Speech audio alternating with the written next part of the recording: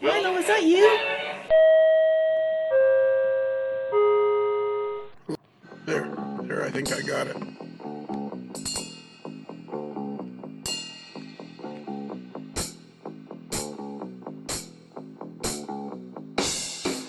Ooh. Well, that's good. Nice. He already started. Lorne and Steve, be quiet. Oh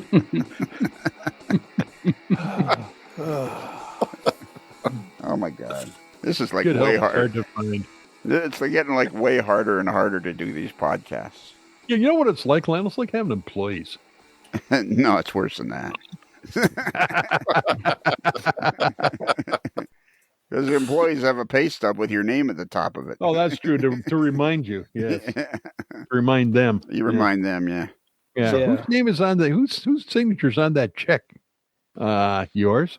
Okay. Well, I don't actually sign them, but my name is on it. Well, I know that. Yeah, yes. This is episode 231. Ooh. 231. And today is, I believe, December the 18th. Monday, December the 18th. It's just 6 days till Christmas. Ooh. I didn't say Halloween. I said Christmas.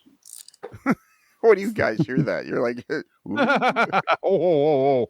Right. Have you got all your shopping done, Brad? No, I have not. Have you even started it? Yep, I've started. I just am not done. Oh, really? Yet. Yep. Look at you being Mr. Conscientious. Yes.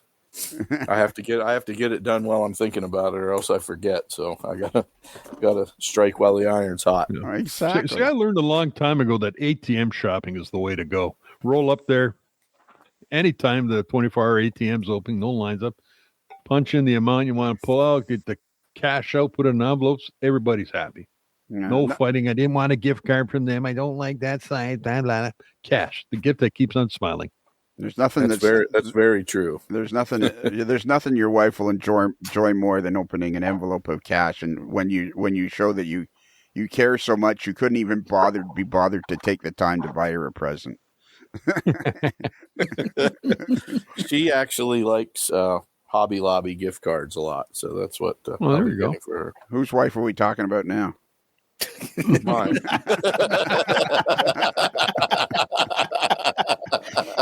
Oh my gosh! Jesus, I am not. Yes, that's the celebration. Is all about him. Yes, I'm not getting paid enough for this.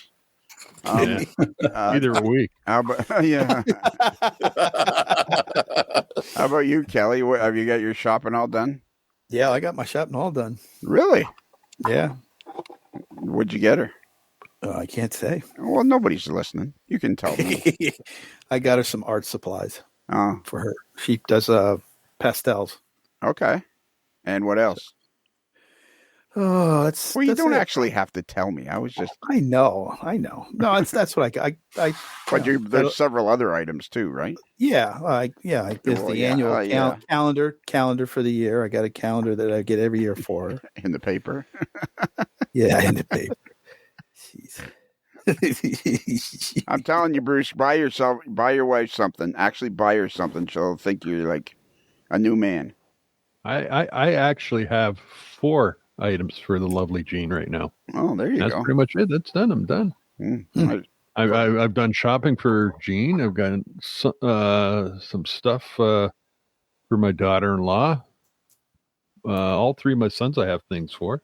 That's it. Pretty much done. The Cameron's girlfriend and Bradford's wife and her daughter Jean's going to look after because I have no idea. So, really, I shouldn't be talking because when we went to Florida, my wife's birthday's during the time we're in Florida, and I forgot to take her presents with us. Ooh, no! So the quick trip to the cash machine paid off. No, I would never give her. I don't think I've ever given. I don't have any cash. She has it all. I don't have any money. Are you kidding? I don't know what kind of household you're living in, but I don't have any money. All right. So anyways, this is the last Monday before Christmas. Christmas Day is like a week from now. And I thought to myself, Lionel, I says, why don't we get Kelly? What's your favorite hobby store in the whole world? My favorite hobby store. There's only 2 of them that I use right now. Right. And that is Midwest and Otter Valley. Where is the Midwest located? Somewhere somewhere in Kansas, isn't it? I don't know. Is it in the east or? It's in the central part of the country. South Florida, isn't it? Midwest and South Florida. Yeah. Hey, Brad, what's your favorite hobby shop? I would concur with Kelly. Those 2 are my favorites. Wow. Midwest and Otter Valley. How about you, Bruce? I would go with Otter Valley and Midwest. ModelRR.com. See, I'm a big fan of the Whistle Stop in Pasadena. There you go. Fred Hill. I don't even know those other ones you're talking about. Oh boy! And what about you? What about you, there, Scooter? What's your favorites? I'd say Otter Valley and Midwest. He almost forgot. They have a big selection of. Read the script. Read the script, Scooter. I'd say Otter Valley. And Midwest. You can just imagine him thinking there's something. Oh, yeah, Midwest. Yeah, that's it. Yeah. Don't like those stores. He's probably double multitasking on another project. What would you say, Scooter? I said I like both those stores. They're very good for when I need HO and N-scale stuff. I like the stores, but I have a beef with both of the owners, so we'll have to. Well, you have a beef with everybody, so. Well, I guess that's something you won't have to worry about anymore, isn't it? It is. Wow. Somebody go get. We're gonna have a cage match. A retail cage match between Lorne and Stephen Atwell. Lorne, of course, is the proud owner with his wife Sarah of Midwest Midwest Model Railroad. Yes, that's right. You got it. And Stephen Atwell, Stephen Atwell is the proud owner, along with his dad and his mom, of the Otter Valley Railroad.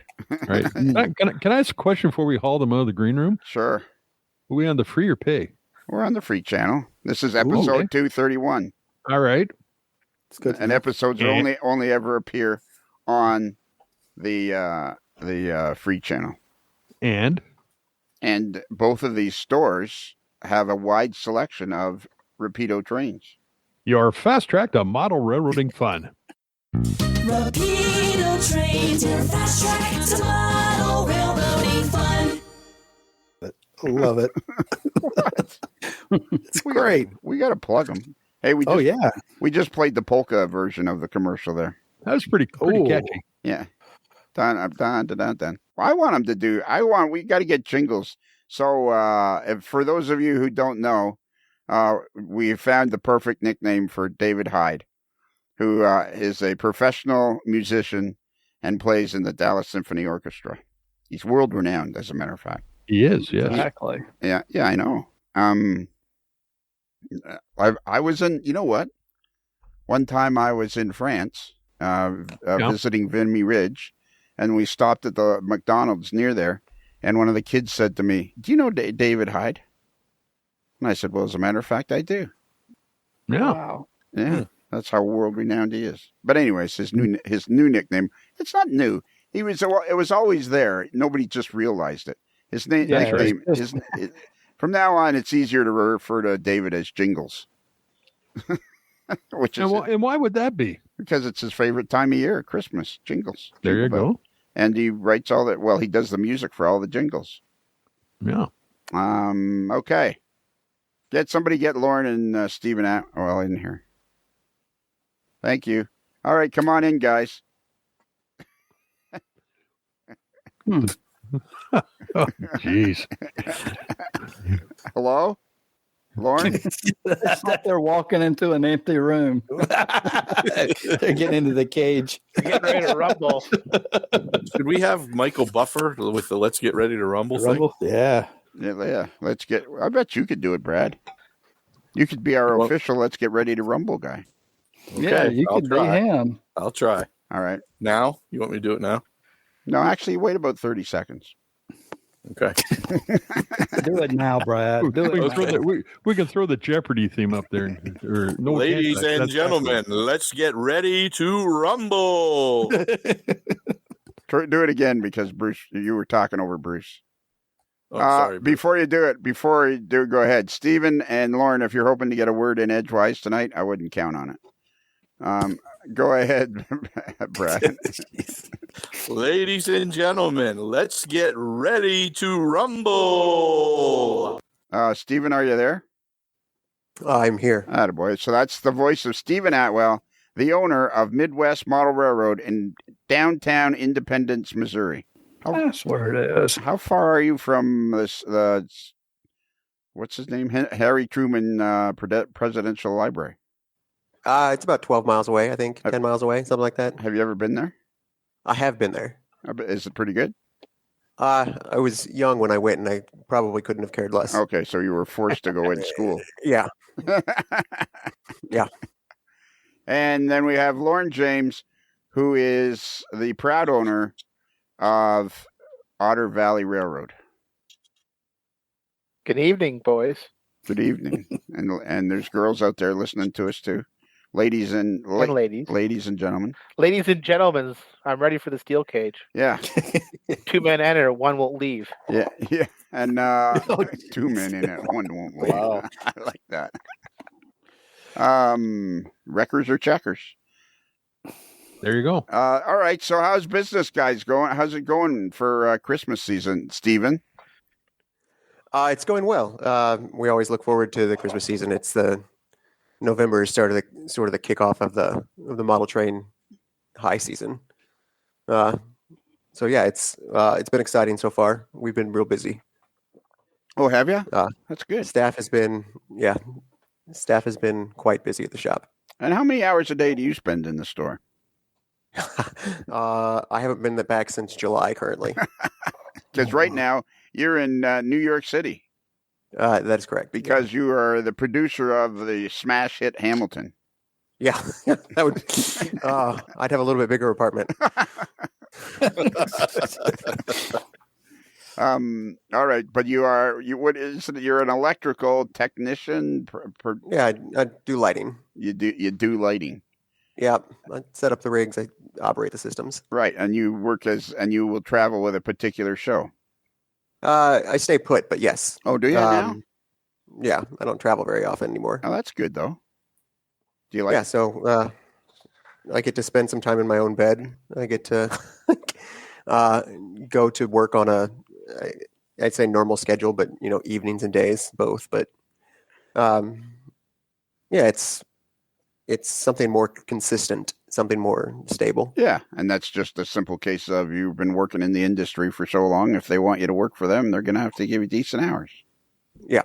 And what show? Now I know you pretty much single-handedly killed the K-pop show. Oh man. Something about the lighting was off and nobody would go see it. Yeah. How many days? How many days did it last? I think it was open for 13 days. Oh wow! And you worked on it for like 2 months. I worked on it for 3.5 months. Wow! And it was open for 13 days. Holy wow! Somebody took a bath. I'd say that was a waste of money. Yeah, there was a big red number there, I'm sure. Yeah. So are you working on any fun shows now? I'm working on a few different shows right now. One of them opens this week. One of them just opened last week. One of them is open. I did the last Stephen Sondheim musical that got finished up after he passed. And then I do a little bit of work over at the Neil Diamond musical. Oh, do you? Yeah. And how often do you talk to Neil? Yeah. Not that often, I'll take it. Yeah. No, he's never there. No, okay. He was there. I think the last time he was there was opening. His daughter or niece or someone is there often. She does all the VIP tours. Oh yeah? Okay. Yeah. All right. And then we have Lorne James, who leads an equally exciting life as the CPA for what township? The municipality of Bayham. The municipality of Bayham. You got to project there, Lorne. And Yeah, I'm busy with that. I don't teach or practice like I used to anymore, and I got the company. We're pretty busy with the fall modeling season and Christmas. You used to teach CPA stuff? I used to teach finance and tax. Oh, really? Yeah. I didn't know that. Well, that's interesting. And when did you stop doing that? When I realized I wasn't making any money. I was going to say when you realized nobody could understand what the hell you were saying. Oh, that was rude. Was that rude? I don't Yeah. think so. I don't think so because I'm always yelling at him to slow down. Well, I know, but give him a break every now and then. All right. All the CPA students that have ever articled under me have either went on to be CFOs, owners of their own companies, or head controllers. And I've done adjunct teachings, and mostly I do special lectures, but I just haven't enjoyed it the last 4 or 5 years, so I stopped doing it, and I only do special engagements when I'm asked. Okay. Well, yeah, but if I had been your student, I would have driven you out of the job altogether. I don't think you would have passed, Lionel. I don't think I would have either. even if you'd lowered your standards dramatically, I don't think I would have passed. So, how's your Christmas season going? The Christmas season really picked up after Canadian Thanksgiving. I call it the CFL turnover. We noticed that the sales were really good after Thanksgiving, and they've been continuous. It's like as if mothers are getting back in with the cold weather, and then we've had a lot of new product that is exclusively distributed by us, plus a lot of new arrivals, and just been event after event and different promotions and stuff like that. So it's been exciting. Stephen, he sounds like he's working a lot harder at his store. Yeah, well, I will agree to that. Like all the manufacturers right there at the end of November right after Thanksgiving, dumped an incredible amount of stuff on the retailers. Just like a backlog of stuff that should have been sent out over 2 to 3 months, all came in like a week and a half. Really? Yeah, because you were talking about that, Lorne. And what do you mean dumped? Like this is stuff you had pre-ordered and... I mean, yeah, we had pre-ordered it all, and normally it would be spread out over some amount of time, but I think we had 9 pallets show up in the same week. Wow, that would be horrible. And I don't think people could ever possibly understand what even just one pallet is worth. Like 9 pallets doesn't sound like a lot, but yeah, I mean, but in model railroading terms. Yeah, I mean, it all depends on what's on that pallet, right? A pallet of cardboard box is generally about $3,000 of empty cardboard ready to go out the door. What's a pallet of scale train locomotives? I couldn't tell you. Yeah, you can tell me. Go ahead. No, I don't deal with that company. Oh, that's right. Neither do I, Steve. I'm working on that one. Oh God. Let's try that. Nah, actually, we'll leave it in. That just. Wow. Can I suggest another manufacturer? Yeah, I would suggest maybe Rapido. Fast track the model railroading No, fun. it doesn't work when somebody else says it, Bruce. Sorry, yeah. It's got to be, It has to be me, otherwise it'll just turn into a free-for-all. Okay, well, this is kind of a cage match, right? Yeah, but it's not for us. We're on the outside. Okay, We're the judges. We're on the outside looking in. Yeah, we're the right. ones that are going to pick up the folding chairs soon and start slamming each other over the back. or pounding nails in the wall. Yeah. Bruce, slide the brass knuckles my way through the cage, okay? The rest not there you go. So yeah, I bet you So how much does a skid of Rapido trains? Your fast track to model railroading fun. If it's N, if it's HO, the fast track is Rapido. Cost. Anywhere from 60 to 100 grand a skid, Lionel. Oh, really? Yeah. Wow. What if you're in Missouri? We pay about the same. Oh, really? Eh? And so, did you get a bunch of D10s from Rapido? Canadian, what are they? Canadian Pacific D10s? CPR D10s. CPR D10s. The most built steam locomotive in Canada. Okay. But Stephen, did you get a load of CPR steam locomotives from Rapido? We did not. Oh, that's good. That would probably have been bad ordering. Yeah, I don't know that that's going to move very well in south of the border. I have a friend of mine who's interested in any MKT diesel you might have. He'll take 21 of them. I already have that order, Lionel. Now, what is it? GP40s? I already have that order. I understand that. You don't need to shop it around. Oh, yeah. Oh, yeah. Hey, Steven, how much for 21? I'm going to have a problem with you, ref, soon. Oh, man. Sometimes the referee does get beat up in those cage matches. Yeah, especially if the heel doesn't like the turn of the match. Clearly, I'm the heel tonight. Oh, boy. So what do you guys do then? Because I know, Lorne, you've had a pile of stuff come in too. So, like, what do you guys do? Like, can you kind of like say to the manufacturer, no, you're not here, take it back? Or do you just like how do you handle that? Because I don't think people really realize how hard, I mean, all retail businesses are hard. I don't think model railroading is any harder than any other retail business. But I mean, like, so how do you handle it? I mean, it's coming. Do they not give you any forewarning or anything? No, not really. We can check, like with Atlas, we can check the production schedule, and it'll tell us when it has shipped from when it got put on the boat or when it got containerized. Horizon gives us an estimated, but Horizon has been Nightmare. A nightmare. That's a complete nightmare for about 6 months now. They are struggling. It's not. They switched over their corporate software back in June, and it went very, very badly. And they are still trying to right the ship. Yeah. Is that who bought Tower Hobbies? Is that Horizon, or am I thinking the wrong? Same guy. Same? Okay. Thank you. They own about 14 brands. So when they shipped over their ERP system, they would send you a small box instead of a skid. They would send product across the border with no manifest information. It was a nightmare.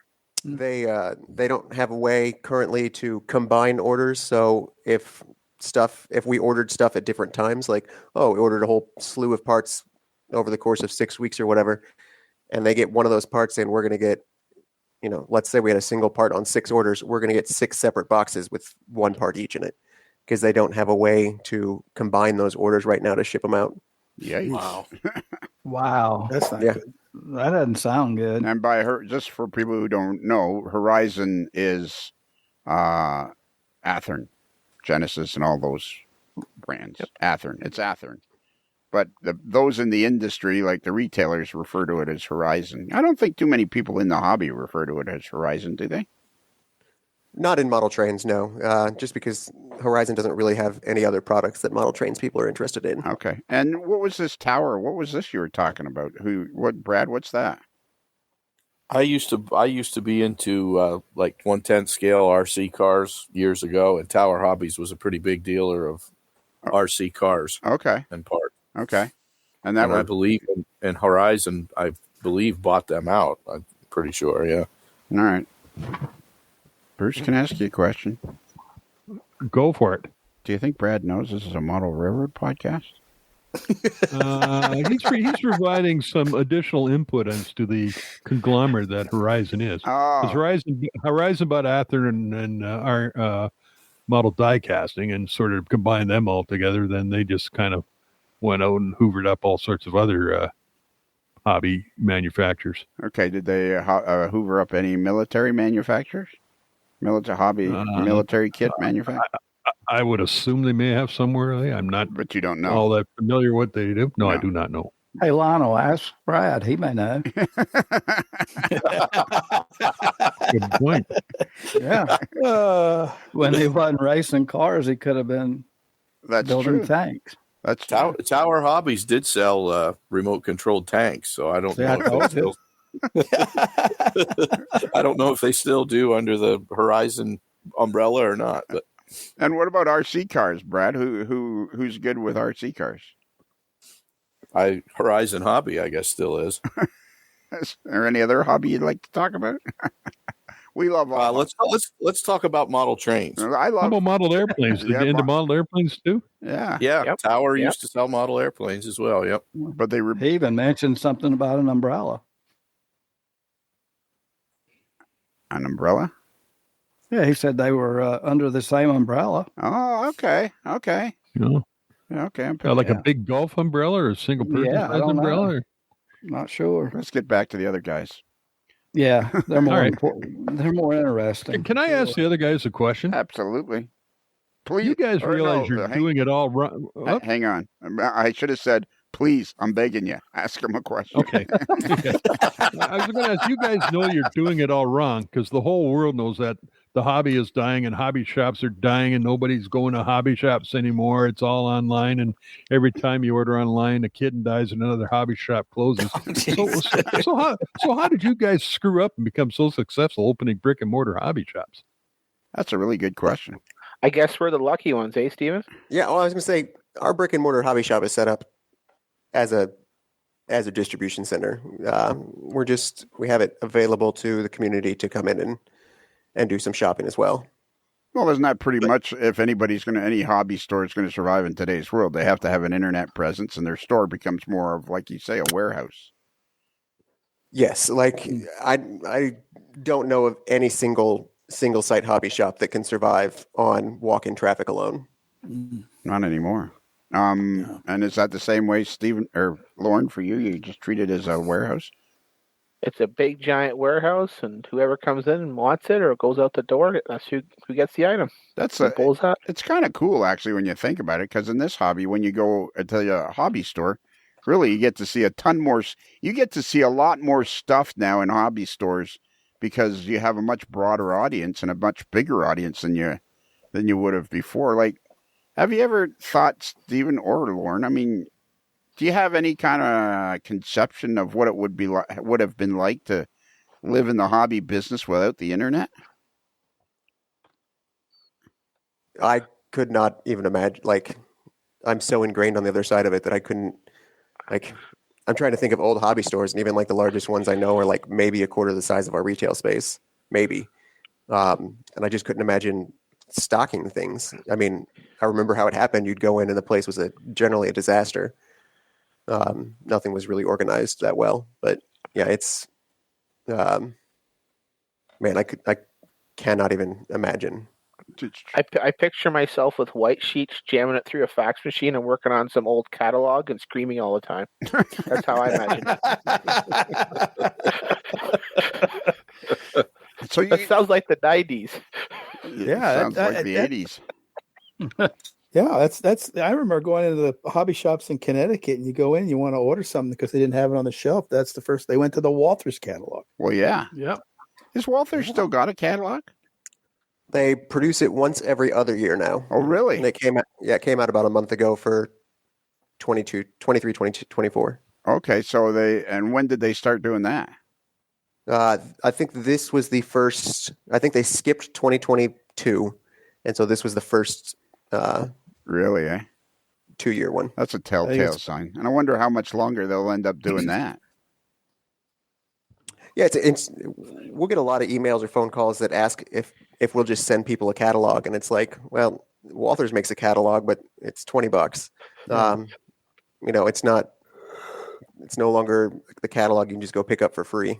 Are we keeping somebody up? No, I just yawned a little bit, but that's because I was, when I was working for Campbell's, Walters was charging a lot of money to be in that catalog. I know. I learned that from. Sorry, Stephen. I cut you off. What was finish your thought?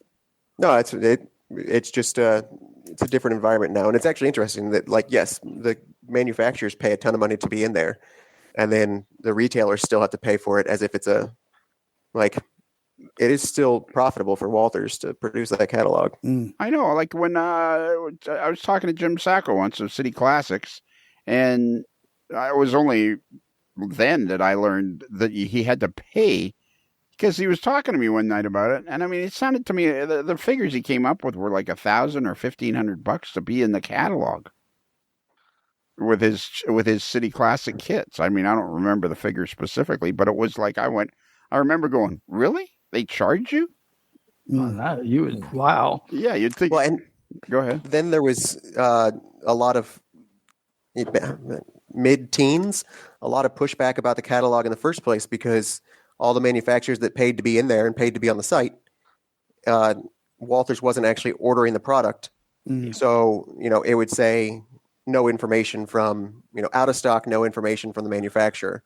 Yeah. And there was a bunch of them that reached out or that ended up posting public letters that were like, we have it all in stock. They're just not placing purchase orders. Yep. Like, Do you remember that, Lauren? Were you any part of that? Oh yeah, I remember the Concord letters and a couple other companies, and I believe, and maybe Stephen can tell me this one better because he might know of a few more U.S. wholesalers. A lot of them just started tightening up, and if they didn't feel like they wanted to have one or two pieces, they pushed a lot of SKUs to pure special order, and then just alienated a lot of manufacturers. And then they tightened up inventory, and then the whole market started tightening up inventory to the point of came in, goes out, nothing left. Would you say you push SKUs to what? So they would push this items to special order, and then the manufacturers would tighten up what they have because now the wholesalers aren't even stocking stuff that's in the catalog as special order on their website. Oh, I see what you're saying. Like once they got rid of stuff, it would be a special order to get it. Yes. Ah, okay. And so, and they're still pretty. I'm amazed at that. When I learned that they were charging manufacturers to be, and do you really think it would be worth it anymore? Do you like? I wonder when they started to do that, because Walther's was, I guess, the original model railroad warehouse, was it not? Or, Yeah, they are the original. Yeah. What were you going to say, Bruce? No, yeah, they've been around the very early days, and they're one of the first distributors of model railroad products when you get back into the mid 30s, early 40s, and they were like the big distributor in the day. I wonder when they started charging to be in the catalog. That'd be fascinating to find that out. Dan, do you charge the manufacturer, Stephen, to be on your website? oh, that would be a very interesting setup. It'd be good. Might be a good little moneymaker. What have you thought of that, Lauren? Charging the manufacturers to be on your website? I've never said that to the website. I had one manufacturer ask for a better products place in the glass cases in the shelf. My response is, put the money on the table. You don't tell me where I put my products in the store. Right. I mean, that, grocery world manufacturers pay for end caps. Right. Huh. Fascinating. Do you guys have end caps in your stores? We have end caps, but, no one's paying for spacing. Yeah, same. So how do you decide what to put on the end? It's generally just a small product that needs to hang on the pegs. Or the watch cabinet where things go to die. Jeez. So Lauren, is it the same with you? You just because it's the space? What needs to go on the ends for small, yes, and then occasionally every couple of months my staff and my girls will change it up just to keep it fresh so customers can see something different, or I think they've moved something or that. So we try to change it up every so often, but yeah, it's the smaller stuff. So it doesn't. You would never think about putting specific freight cars or something on there that you wanted to get rid of. Somebody else talk. I mean, the stuff that we want to get rid, generally, I mean, it may be different for Lauren, but like for us, our goal is to move product in a set period of time, and anything past that time, we just start marking it down on the website. But in store, because our point of sale doesn't really talk to our website pricing stuff, the clearance or markdowns or special values or any sale types of stuff is generally just presented on the website. Okay. So we mark it down there, and then we try to keep everything as efficient as possible for someone to pick. So moving something out of its normal spot or moving something out of numerical order just slows down our picking process. Yeah, Lauren, you talked about that the other day. You and somebody were going to be doing some picking, and I said, "Are you going to be doing some grinning and picking and grinning?" And that's a term I've heard both you guys use, picking, and that means picking orders, picking, going through, and so like an order comes in, and what do you put it in a cart or something, or what? Yeah, basket, box, whatever. Yeah, we've got our pickers will push around a cart with on average 10 to 12 orders at a time. And just pick all of them at once as they go around the store, and then drop it off for the shippers. And then they pack the box up, and you guys when the box is all packed up, you put one of those fine AML stickers on there. I think that's the way it goes. We haven't bought any of those in a decade. We got to. Oh, well, then I'm guessing that's not the way it goes anymore. Well, let me rephrase my answer. Oh God. And what do you use, Lorne? Like, how do you pick your orders? My system's a little bit different than Steven's. So generally, my store manager or my sales manager is in before the rest of the crew's in. They'll print everything overnight. They'll assess it if anything's got to get combined, held, or for encounter pickup. So the priority ones get pulled, and then she gets the first 2 people in to start picking. So they'll do 3 orders at a time. They'll get enough on the table, and then the next 2 that come in will start packing. Oh, okay. So we just feed the table all day. And how many orders a day would you get, Lorne? Like, what's an average day, if you don't mind me asking? Don't tell me if you don't want to. A Monday can be anywhere between 60 to 200. Okay. Wow. Is that and what about you, Stephen? Don't tell me if you don't want to. No, it's yes, similar numbers. Okay. And so I guess that's kind of a big day for you guys, because if you came in and it's 60, it's not as much fun if it's 200. Yeah, we do our best to staff as if every day is a big day, and then on days that we have a little bit less, we get more time to clean up the store. We get more time to the guys will get some time to work on the store layouts, organize, put more stuff away, whatever the case may be. It must be hard. You know what you need to do, Lorne? You need to move like 1,000 miles away. Brad? Yes. I think we've just hit it. I think we've just hit on it. Okay. Oh, gosh. Here it Just comes. hit it. You back me up on this, Brad. I think you're going to love this idea. Okay. I was just going to say to Stephen, I was going to say to Lorne, he needs to move like 1,000 miles away or hundreds of miles away from his store, so he can see what it's like for Stephen, because Stephen hasn't been anywhere near his store in 6 months. He's in New York, and his store is in Independence, Missouri. Mm-hmm. If Lorne had a store in Montoursville, Pennsylvania, I completely back you up on that. That is a great idea, Lionel. he could move to Montoursville and see what it's like to run the Tillsonburg store from hundreds of miles away. Yeah. What do you think, Lorne? Sure. And he would have me as a customer. There you go. Well, I thought you said you were already a customer of his. You'd be a double customer. But I mean of the new store. Yeah. Oh, okay. Nice save. That one was bouncing around in the crease for a while before you pounced on it. That's right. Neither of you guys sell scale trains, locomotives, or any scale train stuff, because they won't ship to you guys. That is correct. They That is 100% accurate. Yeah, they won't. They just refuse to let you guys be part of the fun. And Fun, yes. the same with you, Lorne, right? Like you don't sell any scale train stuff because, like, he doesn't want to include you guys. I don't think I've missed a beat without having them, and I'm pretty cool not to have them. So And that's pretty weird, isn't it? That's a weird approach to take, because the absolute opposite approach is scale trains. No, that's wrong. Oh, no. Wow. Well, you try hosting rather than just yeah, sit you there. try hosting a podcast with these bunch of guys. Yeah, We with know this, what you were trying to say, with Lon. this, Yeah, we with this know. crew. We know. Geez, you guys try doing it. Can you? And I have enough trouble with the email. and as I approach the big 7-0, try to imagine what this is going to be like in 10 years. Oh, it'll be fantastic. Yeah, exactly. We're going to do a great job of making the young folks want to join this hobby. Yeah, absolutely. Did you hear those old clowns blabbering away the other night? Yeah. They sound like they're having fun. Yeah, the one guy was that I kept asking him about RC stuff.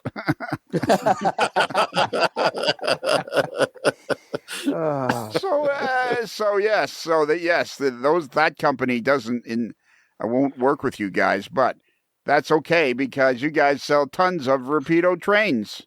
Your fast track to model railroading fun. Rapido trains, your fast track to model railroading fun. This may be the last show that Rapido Trains is on, if Jason hears this one. Whatever. Everybody keep an eye on Jason, and if he starts to go to his podcast app to listen to the show, somebody do something. Distracting. knock the phone out of his hand. I'll get a hold of everybody at Rapido and just go. If Jason starts to put the phone, starts looking for podcasts on his phone, just knock the phone out of his hand. And everywhere he goes all day, people are just knocking the phone out of his hands. Yeah. So yeah, what is the deal with that? Like, is that like the only major manufacturer that refuses to sell to retailers? It's the only one I don't have in my line. Yeah, like I can't think of another one right now. And what is it like? Have you guys ever had conversations with them? I have had a few conversations with them. And they were. I applied, spoke to them 3 times, talked to them directly. I mean, you guys. That's their choice. OVR is fine without them. I spoke with Shane directly at NMRA St. Louis. No, whenever that was, and it wasn't. The conversation was kind of disgusting in the first place. Like, he wouldn't make eye contact with you. It was weird. And then one of my guys came back the next day and had stopped by the booth to talk to Shane, and Shane had decided that it was a good idea to talk about this dick from Kansas City who thinks his stores should be able to stock scale trains. So he was talking about. Wow, you got just as bad experience as I do there, Stephen. Yeah. My experience is a little bit worse, but yours is just as bad. Well, how bad was? I calmed it down a little bit for the podcast. There you go. Yeah. Yeah, it was. My guy came back and he was like, "Guess what I heard yesterday?" It's like, oh my god. And what about you, Lorne? What happened to you? When we first applied, my mom was going through breast cancer, and she followed up, and they didn't have any nice choice words to give to my late mom, Cheryl Ann, about OVR in our business, and that was enough for me to say, I'll pass on you. Wow. And yet Rapido Trains takes absolutely the opposite approach. What? You kept talking. I was going to throw in my... No, sorry. All right, that's okay. We'll get him again. I'm kind of waiting for the cage match to start, and we're not having much luck getting these guys agitated. No, they're kind of like waiting for the other team to tag in so they can work them over. Yeah, I know, exactly. Dancing around the ring here, and nothing's happening. I think Steven and I are working over a different team right now. Yeah. That's the impression I'm getting. Hey, here. Lionel, you know something interesting about these two businesses? They're family operated. That's true. Yeah. Well, don't most hobby stores start out like that, though? I think they start out, but they don't have the presence that these two companies have. Right. Oh, they're selling lots of presents for Christmas. Yeah. So, how fast is what's the latest somebody can order from you, Stephen? Like today's Monday, December the 18th. Is it too late to order anything from you? It's not too late, but generally, I mean, it's going to go out the next business day or the same business day, depending on what time you order. And then UPS or USPS. I mean, the weekend we have a weekend in there still, so we're cutting it close at this point. Yeah, it'd be probably pretty crazy. Yeah. What about you, Lorne? We try to get out the same day, just like with Steven, as long as it's before a certain time.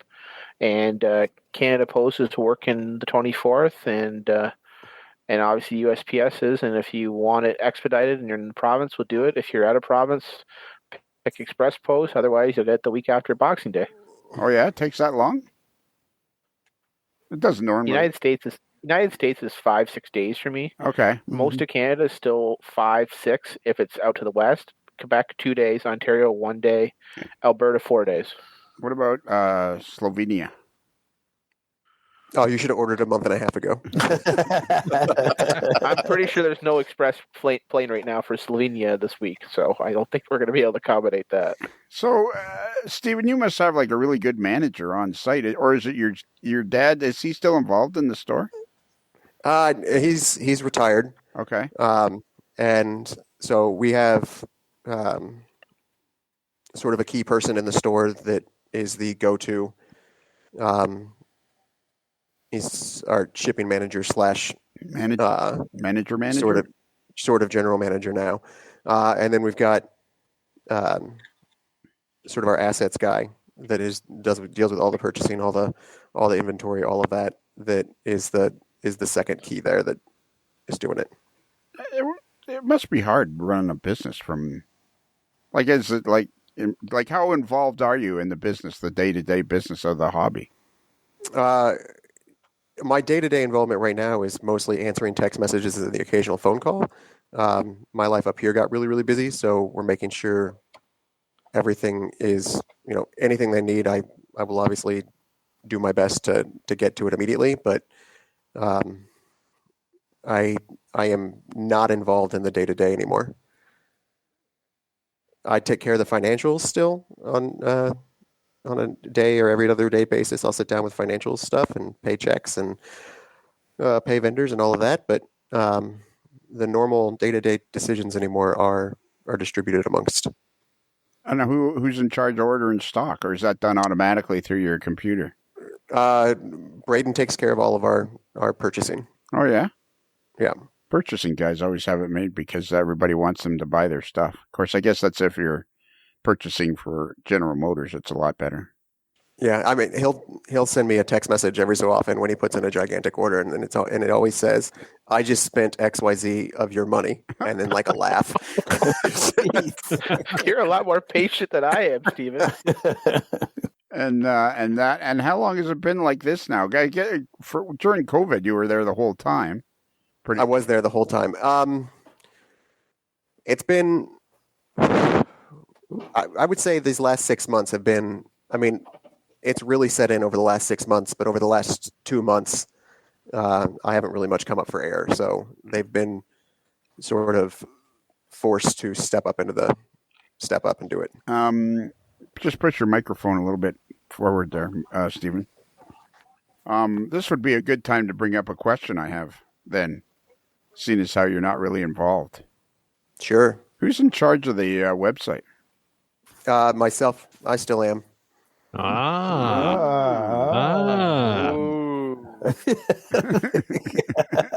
I know where this is going. I know what word's going to be used next. There was a time when the AML shop was on the menu bar. There was a time that the AML shop was on the menu bar. The AML shop now has a large icon on the front page still, but they have made it into the other category on the menu bar just because other. We ended up replacing. We had to make space for the coming soon pre-order section as we started taking pre-orders finally. And that doesn't look like a very big logo to me. It's like you have to. It's a big picture of you. That thing scrolling across the bottom. Yeah, exactly. No. It's a big picture of you right below in-scale stuff. You sitting there with the empty couch. N-scale. Okay, I see. When they see N-scale, Lionel, they stop scrolling because that's what nobody's buying right now. No, I don't see. I see what I see when I go to the home page. I see HO N-scale model kits, blah blah blah blah, and then right below that is freight cars that are scrolling across all the time. Yep. And then right below that there is puzzles, board games, slot cars, there it is. Oh yeah, look at that over there. Look at that. See that? Just anybody else looking at? Oh, that's cool. Yeah, that's cool. The couch is just about right. Actually, I'd like to get that. I got to get that picture. Oh, and look at that. I see. And then you click on the picture, and boom. Well, I didn't know that. Oh, look at that. There's 2 mugs that are out of stock. I don't know what's up with those. The 2 immediately adjacent to them are the exact same. I don't know why they keep duplicating on the website. I haven't tried to figure out. Oh yeah, right. Exactly. Wow, look at that. What a cool website. You'll have to change the way you tell people to find stuff. I know. Now scroll down on the picture of you. Yeah, look for the picture of me. There you go. Yeah, scroll down. There's 2 ways. Actually, there's 2 ways on the main page to find us. I got to get one of those visors. What do you sell the most of? You don't even know what you're selling because you're not even there. Well, I saw Dave Barraza had one of the hoodies with the couch and the desk there. So there you go. Look at that. I see these shirts out and about. And there's the one with the hot dog. Have you ever wanted a t-shirt with a hot dog on it? So what do you guys see for the future of this hobby and being in the retail game of HO model? And what else do you sell, Stephen? You sell other stuff. Yeah, I mean, we sell mean, 90% of our floor space is still model trains, but we also have some, we've got a row of puzzles and board games and model kits, rockets, pine car stuff I thought it was for the Cub Scouts, but turns out pine car is this whole other situation where it's competitive now. Oh, yeah? Slot cars, yeah. Competitive pine car racing. Yeah, I had no idea until I was like, we should stock it for the Cub Scouts. And all of a sudden I was doing some research and I was like, holy crap, what is this? And do you sell a lot of the pine car stuff? It depends on the time of year, but yeah, we do really well locally with it. Okay. And what's a good Saturday? How many people would come into the store on a Saturday? What's a good day for you? On a normal Saturday, we'll have, let's say, 30 to 40 groups of people. Wow. A family or counting that as a one type thing, or an individual still counts as a one. I think Braden told me last weekend he thinks there was over 150 groups in on the Saturday after Black Friday or Black Friday. I don't remember which one. Right. He said it was nonstop all day long. Wow, that's good then. Let me ask you an honest question then. Let's say you move to Montoursville. No. Oh, sorry.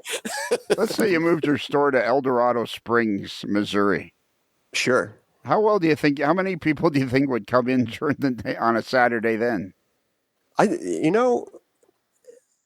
Not as many, but I would say a good 30% of our customers are destination customers. Like they have made a point to, we're passing through. We intentionally planned our trip down this highway to stop here. We have a lot of that. Yeah. And I mean, that's, Lorne, you have a lot of people go out of their way to see your store.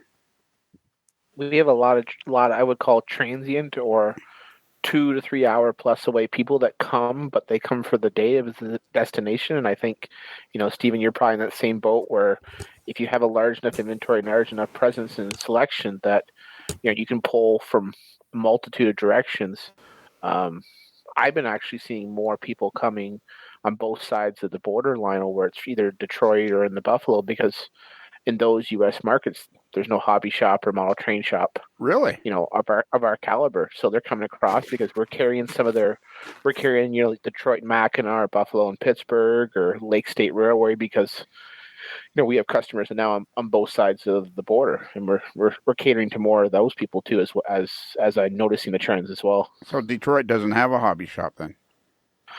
You gotta go to Riders out in Flint, and the other one out in Dearborn. Oh, okay. All right. And do we have any idea of how many hobby shops there were in, say, the year 1990 as compared to how many hobby shops there are now?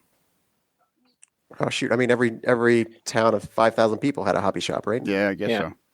But specifically model railroad shops, even those were fairly plentiful. You didn't have to go that far out of the way.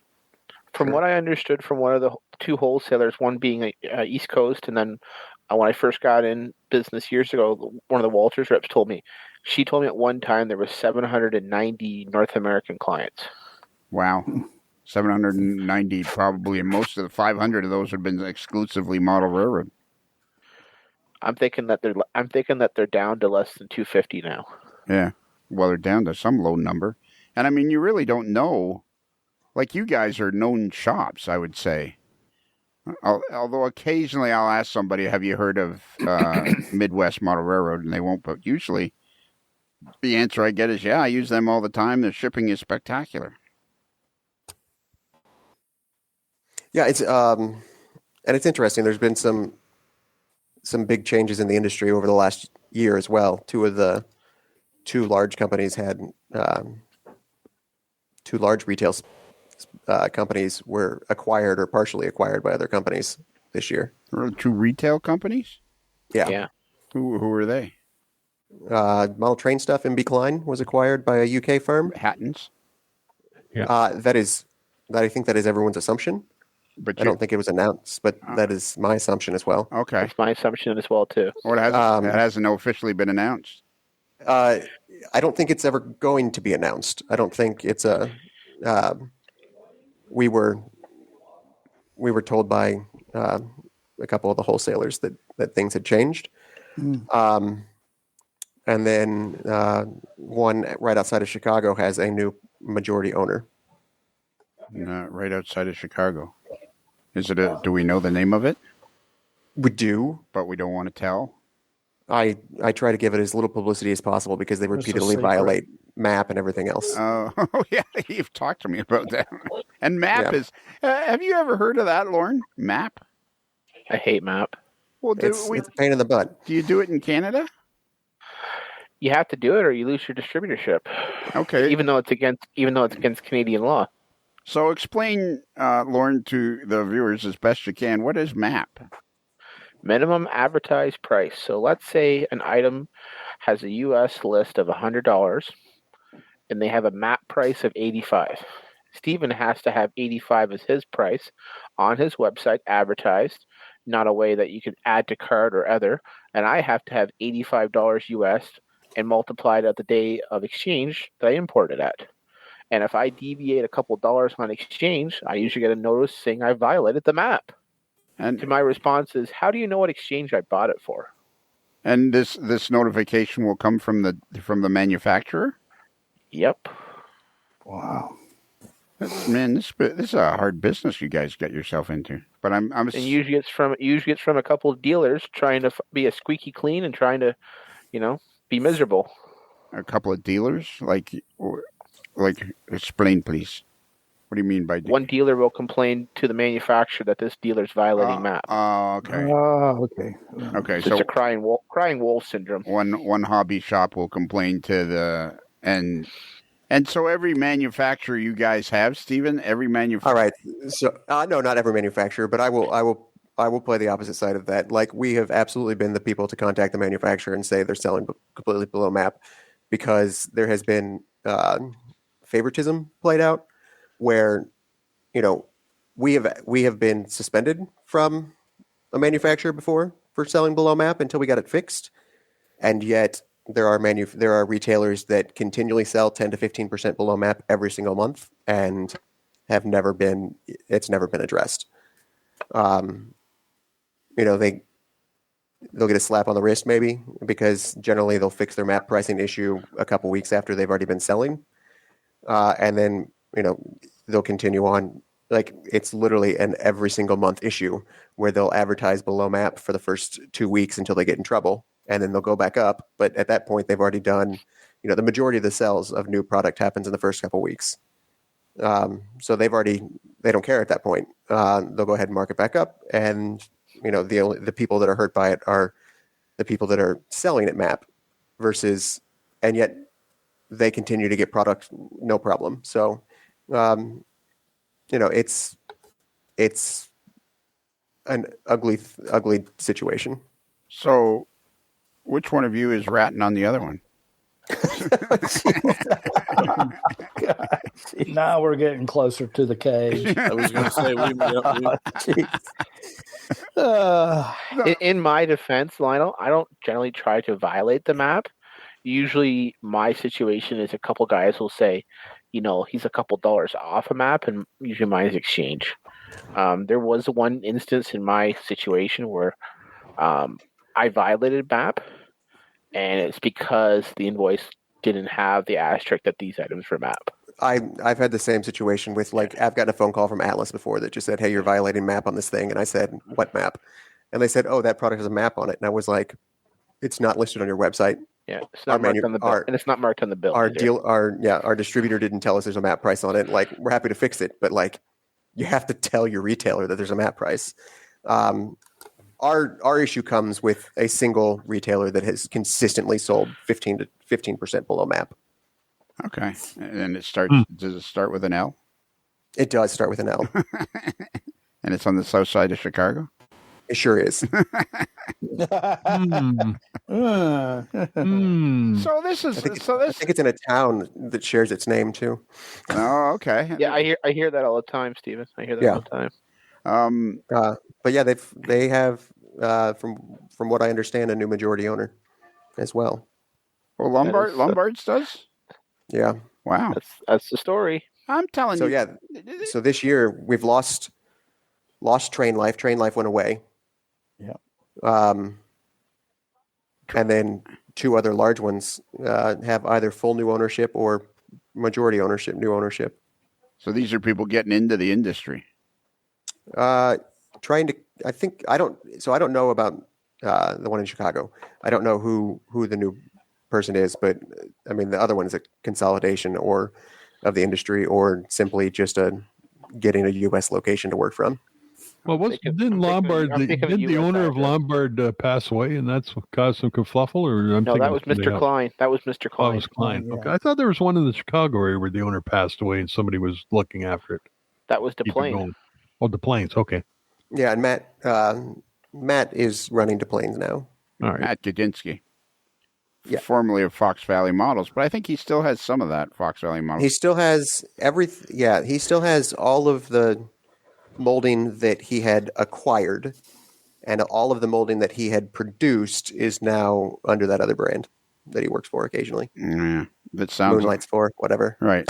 It sounds a lot like doesn't sound anything like Rapido Trains. Your fast track to model railroading fun. If it's N, if it's H-O, the fast track is Rapido. And then Okay. Train Life. Train Life was an interesting one. They were looking to sell the retail business, and according to the state of Utah, it was interesting because Train Life owned Exact Rail. And I had talked to him a bit. Exact Rail wasn't on the table. They didn't have, at the time, they said there was no intention of selling Exact Rail. They wanted to continue to run Exact Rail, and they were just looking for an owner of Train Life. And then, a month later, Scale Trains owns Exact Rail, and Train Life's gone. Right, and Train Life really never was that big of a player, was it, on the retail circuit of the internet? I think they did fairly well, but I would question how many of their orders. They were the only source for Exact Rail, so I would question how many of their orders were contained at least one Exact Rail, and they were there to buy the Exact Rail. Mixed Since orders. They were already getting a shipment, might as well throw in, the other thing too. So in other words, now if I'm understanding this, because Scale Trains owns, they bought, what was the other one they bought? The O Scale one or the one with MTH? And so they bought MTH. They bought S Helper. They bought Scale Trains, or Exact Rail. I mean, they now you can't get a hold of any of these products because they refuse to sell to you. Yeah, I mean, we couldn't get a hold of Exact Rail. Exact Rail would have been the other Scale Trains right before it sold to Scale Trains, where they were only selling direct and they weren't using any sort of distribution. But yeah, it's an interesting situation. I'm fascinated by this map thing because I'm thinking to myself, I guess, like if somebody wanted to, really, it was all about if somebody wanted to sell the product at $79 instead of $85, they wouldn't let them advertise that. And yet, and then you say they would cut you off if, like, I'm thinking, is model railroading such a lucrative business that they can afford to lose a customer like either Otter Valley Railroad or Midwest Railroad? I mean, the reason that they give you behind it is it protects the value of the brand. Right. You look at Lifelike Proto back in before they got sold to Walters, where they massively overproduced, and then everyone started selling the product at 40% below MSRP, and then move forward 6 months, and everyone is expecting to continue to buy the product at incredibly low prices, and eventually it just snowballed out of control, where they said, well, the value of this thing is now, it set it up so, no one should ever pay more than 50% of MSRP for this brand, because they were just overproduced and everyone was overstock on them. So, there's a mixed bag there but also you could just try not to overproduce the product. That's a good idea. There's an idea. Have you ever considered carrying any of the OVR Trains line there, Stephen? I have. Lauren sent me some information about it just a few days ago. Oh. Then what can I do to make this deal work?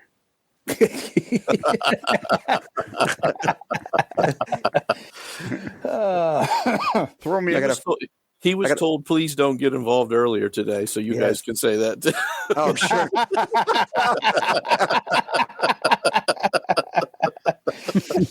Oh boy! Earlier where? I think I'm in trouble again. Earlier where? It's next- This is the first time I've been in the studio today. Next month. I can't say Next month. Or yeah, Next earlier next month. That's right. Yeah, I think Brad's a little heavy into the sarsaparilla. Really. He's been smoking the hat. Or maybe it's low oxygen. In Yeah. I hit the did crater. hit my, Depleted oxygen in the bottom of the crater. I did hit my head on a bench work today, so that might. Well, that would do it. Yeah. That explains a lot, actually. So Lauren, are you going to try to get certain shops to carry your cars? I've reached out to a few. I've reached out to Stephen. I just want to have a select number and ones that, I have mutual respect for in the industry, and I have mutual respect for Stephen. Okay. Cool. So what do we got to do to make this deal work then? You just let Stephen and I worry about that.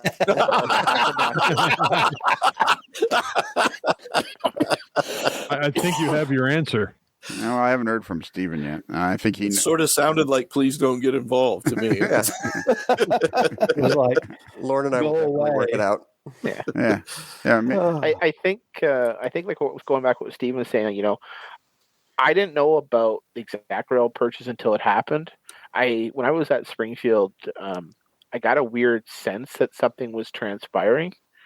I certainly I'm not aware of the Utah rules, being a Canadian, not an American, so I'm not aware of the rules there. As for some of the other stuff, there hasn't been that many shop closures, and I'm not surprised if a few owners are adding new partners to increase equity. I think one of the big trends going forward, you're going to see probably a few more retirements in the next year or two. The other thing that factors into it, a lot of people aren't going to be able to buy hobby shops or other with the current cost of borrowing.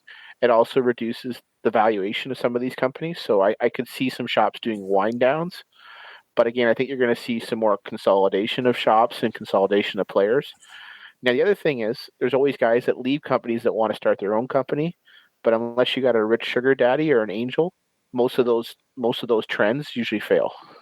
Yeah, getting into the retail business is difficult. Scary. It's scary. You can. It depends on how much you want to grind it out. Like, we started small and we grew over time, and we're willing to grind it out for a long time without. All the owners were busy with other things, and so we could, withstand 10 years of growth without drawing stuff out to ourselves. But growing a business and being able to pull money out of it eventually, unless you're going to start large, is going to be incredibly difficult. Yeah. Yeah. But there is money to be made in this business because both you guys are doing quite well. We do sell some trains. But I'm in the same boat as Steven. We first 5-7 years of our business, we didn't take a single draw. But isn't that pretty much the way for all? I mean, I don't think model railroading is any different than any small business. There's not really. This is different. I've said this before, Lionel, and I'll say it again. This is not mainstream. So you're dealing with a defined customer base. The customer base communicates. If you have bad service or bad product, there's negative to that. There isn't the ability that you can sell it. Everybody wants to buy a hobby shop or get in a hobby shop, but how many people actually know how to run a hobby shop? And it doesn't just go to the retail side. It goes across the hobby as a whole. There's a lot of people running businesses in this hobby that are running a business as a hobby and are failing to run the business. It's insane that, if you're a company and your primary product is out of stock 2/3 of the year, you might as well just go out of business. Like, what are you doing? But I also sometimes wonder with some of these, because I know of other cottage industries where they have trouble. I know of one or two that have trouble filling orders and getting orders out on time. And it's kind of like, they're still making money. Like I always get the sense that this business is kind of like there's plenty of opportunity to make money, but it's going to require some due diligence and some hard work by the person that's running the company, or the person that's running the companies. It's a money making scheme, but it's hard at the same time. Yeah, there's definitely commitment. If we were, if I was in Kansas City working at it I could have a little bit less staff, but we definitely make sure that, we have staff and the staff's paychecks are met every single time. And that's our primary goal. I got a question for you that you made tweaked in my mind there, Stephen, and I think both you guys are going to say it. But what's it like? Like, I don't know about other hobbies, but this hobby seems to have this endless stream of gossip and chatter. And like, what's it like for you guys trying to run, like you say, like if somebody says something bad about your store, or two people say something bad about your store and it's not even the truth, like it can actually do some damage. Like how does that affect you guys or bother you guys? Because I know my friend Jason Schron over there at Rapido Trains. Your fast track to model railroading fun. If it's N, if it's H-O, the fast track is Rapido. It gets to them sometimes, the number of complaints and everything, or the rumor mill. It's not complaints, it's the rumor mill. Like, what do you guys do to try to not get sucked up into that? Or can you do anything? I mean, if, and let's say it's mostly social media now, right? Where people are going to lambast you about something. And we can look at it and just like, we've got a person now at the store whose job is customer service, and we'll keep and tries to watch for anything on social media. Like, our customers are great because they'll say, "Hey, you should go look at this Facebook post." And generally the case is we'll simply respond to the post like, "Here's our phone number. We're here from 9 a.m. to 5 p.m. every single day. Like, all you have to do is call, like, or just, we will politely say, here is the situation, and this is the result that this person has chosen to take." And generally speaking, the general public is wise enough to look at it and understand what is happening. Right. Okay. So it's like you feel like you can rely on the general public to at least have some ability to pay attention to what's actually going on. But it is a thing. I mean, I had a thing there not that long ago where some guy wrote this big, long, rude comment about me, calling me every name in the book. And I mean, it's like, it doesn't sound like it worries you that much, Stephen. The only time I've been worried recently is we had one threaten to come down with a gun. Jeez. Whoa. Wow. Gosh. And it was really funny because it was like, we have, if there's nothing wrong with the product and you just decide that you want to ship it back because you don't like the product, there's a 5% restocking fee. And he was unbelievably upset about this 5% fee, which was like $4 or something, and was going to drive in from Indiana or something to, holy cow. But yeah, he threatened he was going to be there when we opened the next morning, and like it was kind of insane. It was just like, wow, like I don't know, like. So did you? You must have called the police, did you? We did not. We really simply like, there's no way. Like, this guy, there's no way. Like, the guy's going to spend $100 in gas to come scream about $4. Like, what? No way. So we were just careful the next day, and if something had come up, we would have made the call at that point. And unfortunately, this is the world we're living in now. There's these keyboard warriors out there who get offended by the slightest thing. Oh, my model came in and in shipping, a handrail fell off. It's cheap quality control. It should have never got out. Blah blah blah. Like, really, buddy?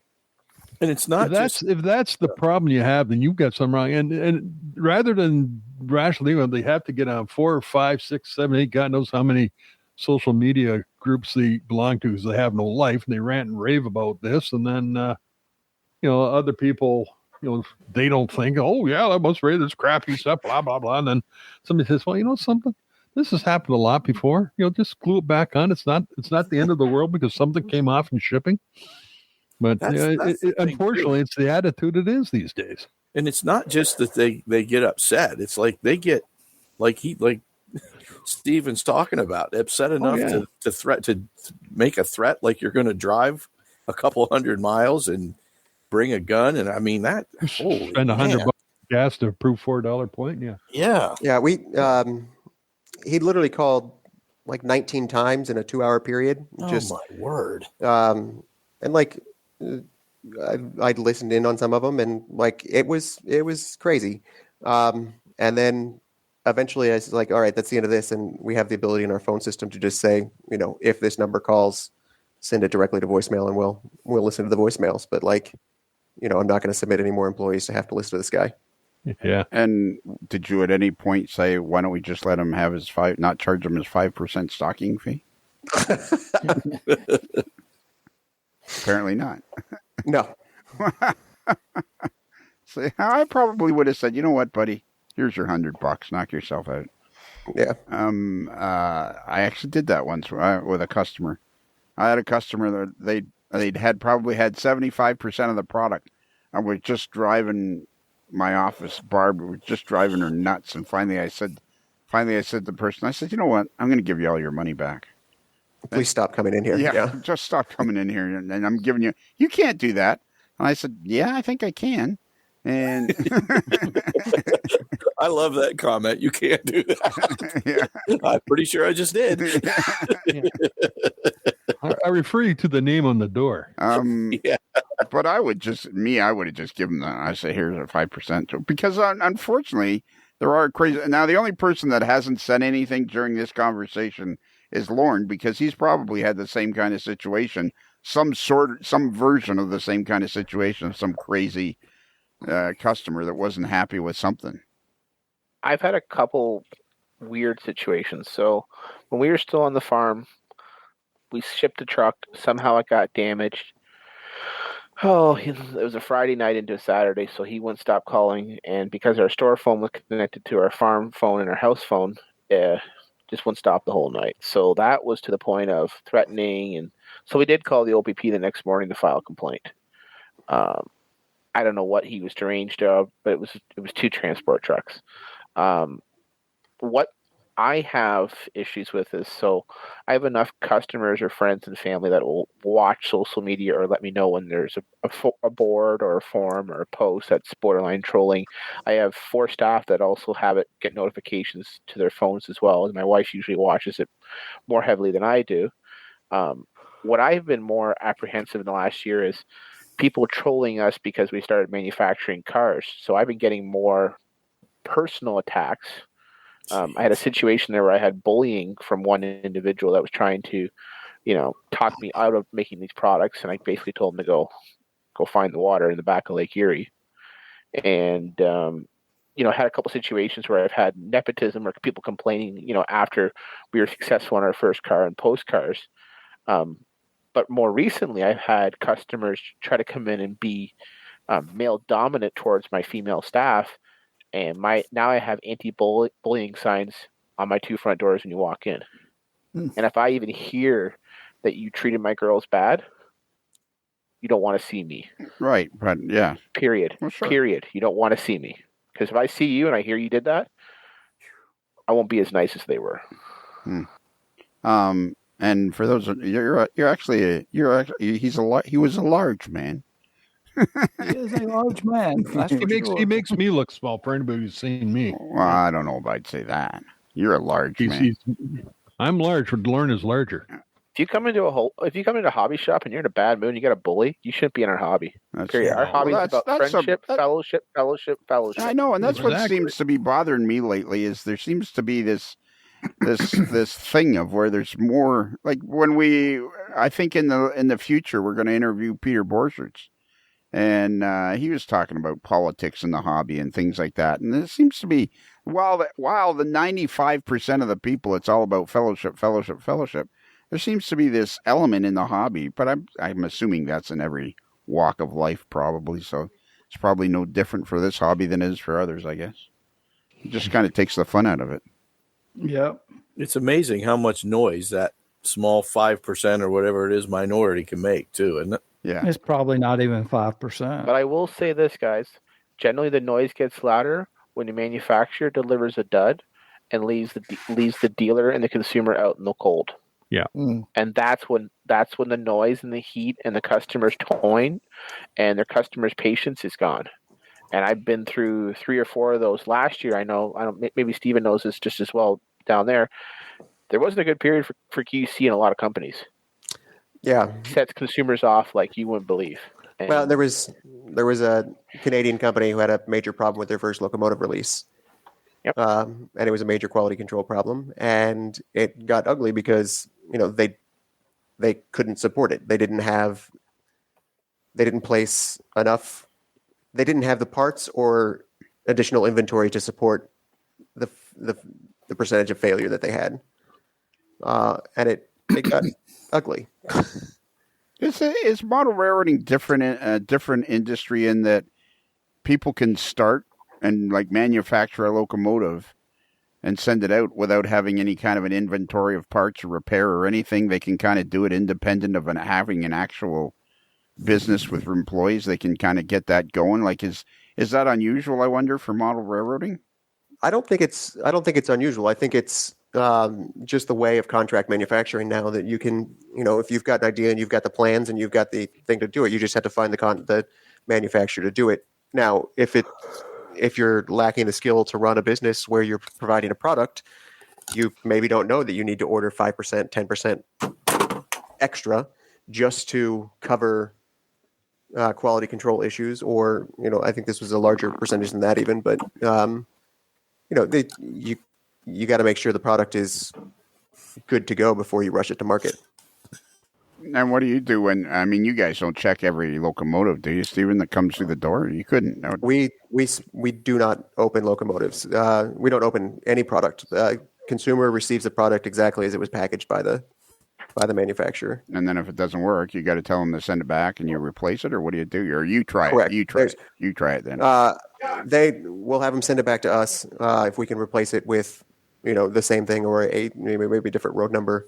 We'll do that. We'll test locomotives and whatnot. We'll test. Sometimes it's just simply a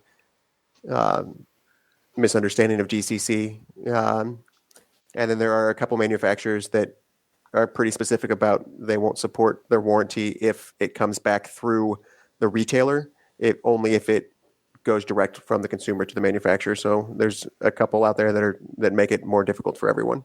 Yeah, that would be very difficult, wouldn't it? Because what you're saying is, if a company sells to retail and sells direct, they won't help with the warranty if they sell through a second party. No, so if they sell retail, right? Yet they only support their warranty if the product is shipped directly back to them. Oh, I see what you're saying, from the customer. Yeah. Ah, okay. So if they ship it to us first and we say, yep, that's a bad product, we'll take it back and we'll deal with the manufacturer. And then we go to ship it to the manufacturer and they were like, no. It's like, what the hell? All right. Well, what are we going to do to work this OVR trains thing out? What do you need? Were you not happy with the percentage, Stephen? What? We didn't even make it that far. Oh, really? He literally said, it's been like 3 days. Yeah. I've been busy. Oh, okay. All right. We'll get it figured out. Don't worry. Yeah. Yeah. I feel like I should be involved in this somehow. So far, all I've done, I read Steven, over. he's trying to get a cut off of us. Just ignore him. We'll be fine. Yeah, I've read over like 30 people seconds. talking to Steve's people, and that's all that is. I feel like I should be involved for the benefit of each other, these guys, and for the benefit of the customers. I don't need a middleman here, Lino. I'm good. Yeah. I don't need a middleman. Yeah, I can honestly say I spent about 30 seconds glancing over the email and then forwarded it on to my purchaser. Oh, yeah, that's it? Yeah. Have you guys ever met? Yeah, we've talked. We talk, but have you ever met in person? No, yes. Yeah. Last year, maybe over at might have been last year, maybe 2 years ago at Springfield. Okay. And Lorne now has the Exactrail booth at Springfield. Oh, do you? Nice. I put the request back in May. I had to wait for a while, and now I got the booth, so I'm excited for that space. But get myself out of the secondhand Lionel pit that I was in the Sure. first time. You're over on the opposite side, right by the main door. Exactly. But what if Scale Trains comes along and scoops you up? Oh, that's too bad. No, but I mean, if you're in where Exactrail was, and Exactrail end up in Scale Trains hand, I'm wondering if that's the same thing, and maybe that spot is like cursed or something. I'll break the curse. Okay. I'm counting on you. We're counting on you. Yeah. I've never let you down before, Lionel. No, that's true. That's true. That's for sure. And how come you don't do any? You would go to Springfield, right, Stephen?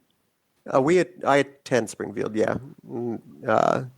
Alice and Gary came up there a couple years ago, and was there with me. I think it was a couple years ago. Our office admin and our receiving guy are coming up this year. Oh yeah, they're taking the train. Wow. And I went to book their train, and I was like, "Are you sure it's 33 hours?" And they were like, "Yeah, let's take the train." And I was like, "Okay, it's 33 hours." And they were like, "Yeah, we really want to take the train." And I was like, "All right, train booked." You need a lot of Dunkin' Donuts for that train ride. Yeah. Well, but you booked them each a suite, though, didn't you? No, they didn't. They want to sit and coach.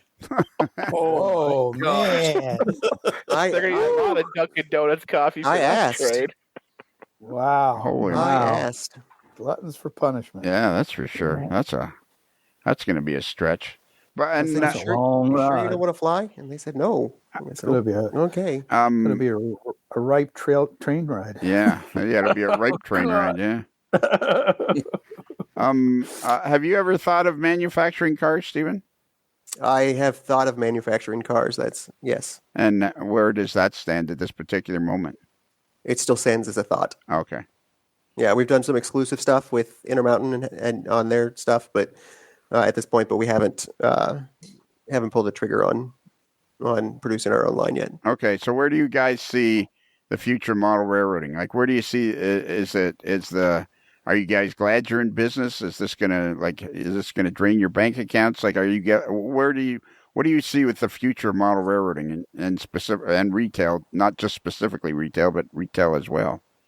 Like, is the hobby strong? Is it dying? Where are we at here? I think the hobby's strong. It's I think Lorne has said that he sells more HO scale than in scale. While we sell more HO scale than in scale, our in scale stuff moves at a higher rate of speed. It's just that there's more HO stuff on the market, and it continues to grow each year.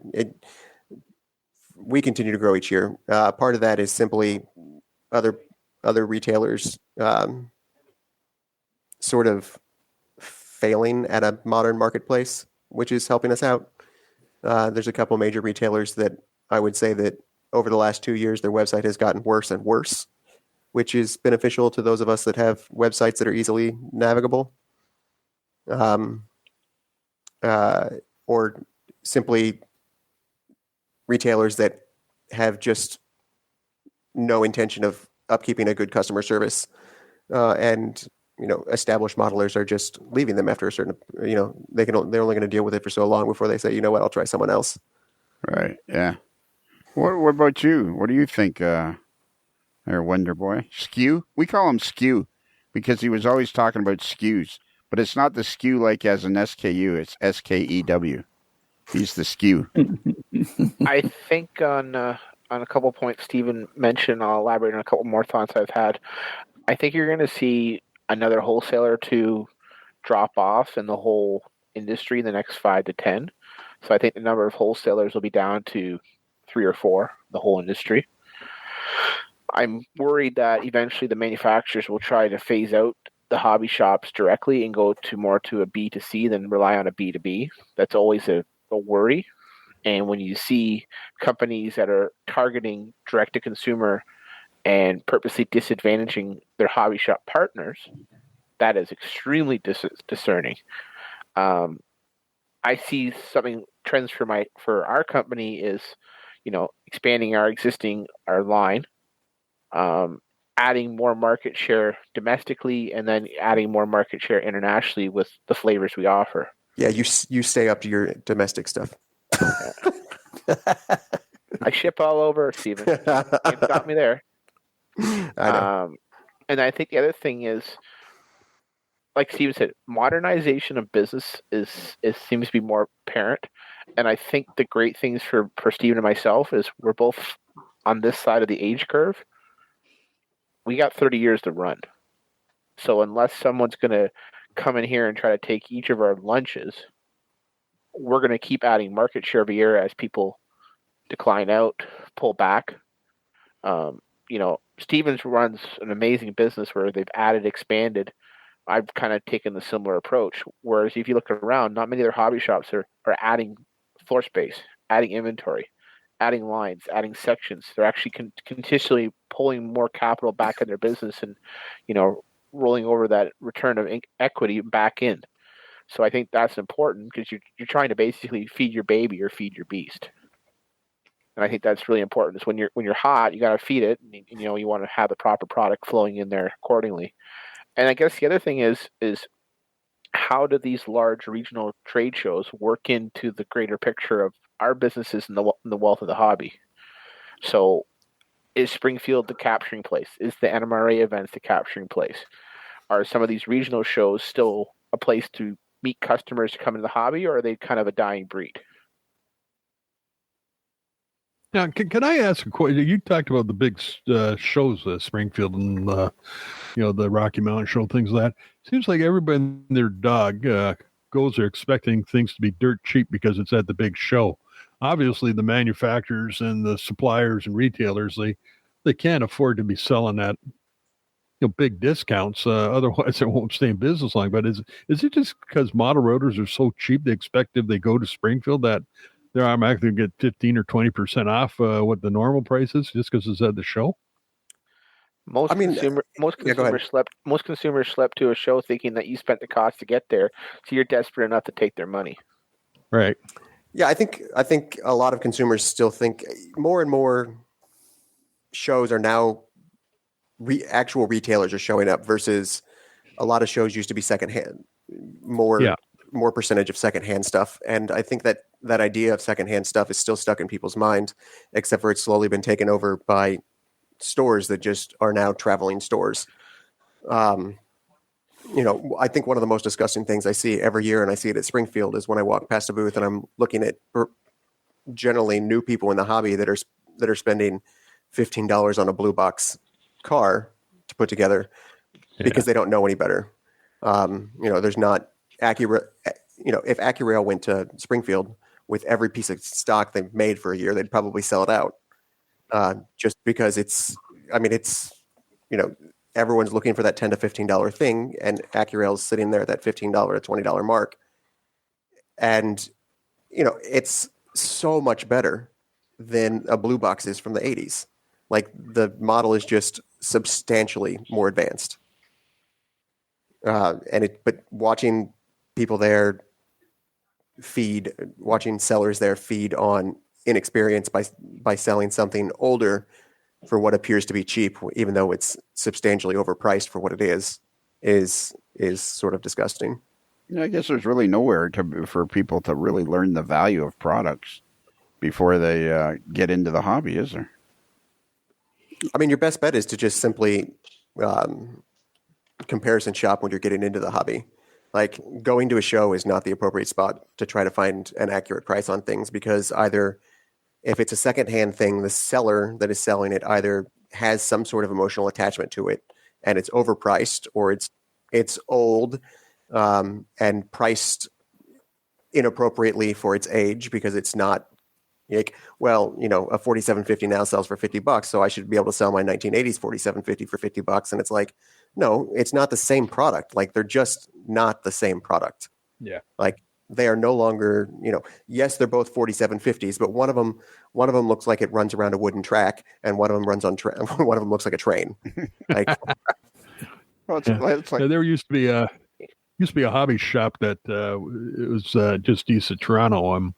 He was a great guy because he refused to sell cheap train sets at Christmas. He would bundle, Athearn and Atlas track and a decent power pack together in a bundle. Because the worst thing you do is sell somebody a piece of crap that's broken on Boxing Day or the day after Christmas, and then whoever's got it is out of the hobby. And then he would talk to people, and they'd come into the store. He'd explain what it is, and this is what I'm selling because this is quality stuff. You're going to have it.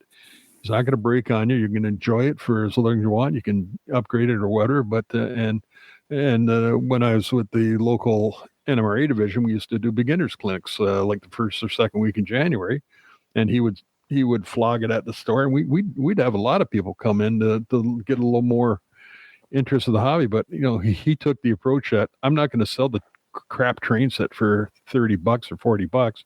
I'll bundle some quality stuff together. Atlas Athearn is fairly decent quality for its time, and he put decent Atlas tracking in a decent power pack, and he would sell it for 150 or whatever bucks. He says, this isn't going to break on you in a day and a half. Yeah, you will have this, and you can enjoy the hobby. Yeah, there was a train shop in Blue Springs that's no longer there, but every year he used to just say, here's the list of locomotives, here's the list of rolling stock, here's the list, and it comes with this track and this power supply. Go take your pick. Yeah. Rather than buying the Bachmann Easy Track and whatever else may be the case.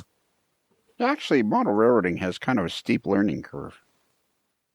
I mean, I know lots of things do, but when you think about it, if you're fresh into the hobby and you go to a show or something, and you're trying to figure out what to buy and, like that, it's like until you're It's dangerous. It's dangerous. Yeah, I don't know. Well, one of the best things that used to be around, I wish they would do it more, is back in the 80s, the 70s, 80s, and 90s, Comback used to have a whole series of great books on how to build a model railroad that would, maybe one or two in the book that would take you step by step from, getting the equipment, building the benchwork, laying the track, wiring, scenery, and everything. So by the time you got done, you'd have a relatively decent 4x8 layout. You got experience and everything, and then you can decide what you want to do. But those books are kind of few and far between anymore, and that's really, I think, something that should be on the market. Yeah. All right, get this book.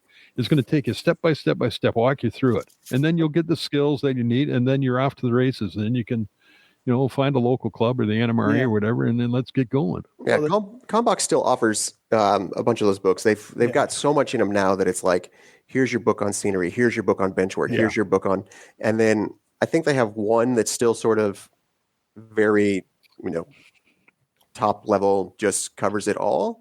Yeah, well, yeah. Like look from each, but then it dives deep. Like then, if you really want to get into it, like you've got a collection of 15 books. Yeah, but what I could think was, the age-old classic HO model railroad that grows. How many millions of copies did that sell? But there are others out there like Build the San Juan Central or whatever the ones John Olson did. They had a bunch of those books. So yeah, they walk a step. But you're right. Now it's like, okay, here's how you build scenery, but if you want to learn how to lay the track, you need this book. It's not all in one place. They're few and far between. They're in one place now. But now, Bruce, everything's moving towards video, and you go on YouTube, and Collenbach's got those different people doing different series on evaluation, a review of what different DCC systems are available and cars and everything else, and different aspects of model railroading. So everything's starting to shift to the visual rather than having a book to read. Yeah, I know that, we've been talking about it being available on YouTube forever. If there's anything you want to know, you can go to YouTube and search it. I know our office admins post blogs every 2 days or every 3 days or something, multiple times a week, all of them detailed, and they're free and they're on their website, and it's just a 6-part series on how to do scenery, a 6-part series on where to get started, a 6-part series on what to get started with type situation. And, she just keeps busy and continues to push out those blogs. Well, I just put in laying HO scale track on YouTube, and it's just video after video after video of how to lay HO scale track. So Bruce's, Kelly's right that, you just, all you got to do is, there's one from our buddy, Ron Marsh. Hi, I'm Ron from Ron's Trains. Hi, I'm Ron of Ron's Trains and Things, and if you'd like to see more model railroad tips, tools, and techniques, then be sure and subscribe down below and click the little bell icon so you can catch future videos. And tips, tools, and techniques, right? Yeah, and it's called laying track on foam board, and then he's got another one, laying curved flex track, yada, yada, yada. Man, I think making videos is... The trick to any of this stuff is you got to stick with it. You can't, that's why the podcast works so well, because every Monday and Tuesday there's a podcast and never fails. Anyways, I think we're done now. We've run out of time. We've run out of network time. How'd you think that went, boys? I think it went well. Okay. What do you think, Lorne? I got a new tag team partner, Mr. Atwell. There you go. So are you serious? You don't want me to help you put this deal together? We're good, Lionel. We're good. Oh, boy. That's hard to believe. It is hard to believe, isn't it, Brad? You could broker a lot of things, but I think we got this one, Lionel. Well, you haven't managed to get together on it yet, and it's been 3 days. Well, there's something like this you just can't decide on overnight. Yeah, it's not an overnight review, thing, and Are you helping me, Bruce? I'm just explaining why it's taking them so long. Oh, okay. Well, I know why it's taking them so long. They're not doers. They're followers. They're not leaders. Oh, man. I was in your corner backing you up until that. I'm going to have to jump on that. All right, that's it. Hey, Kelly, can you give out our email address? Yes, I can give out the email. If you want to reach us through the wonders of email, you can reach us at modellerslife@gmail.com. That's modeler like Midwest Railroad, not 2 L's like Otter Valley. Oh, okay. That's not bad. I like that. That's pretty good. Yeah. A bit of a stretch there to get to Midwest Railroad, but yeah, I see where you were going with that. And you had to be very careful not to go or 2 L's like Atwell because you didn't want to leave the other guy out. Well, I could have done Lorne. Yeah, 1 L like Lorne and 2 L's like Atwell. Yeah, so I guess really we've decided you screwed it up then, didn't you? Agreed. It was going so well till I know it was going so good. I even wrote it down. So, this is going to be neat. That would have been great. But I'm happy with the products and services that both stores have provided to me over the past year. Perfect.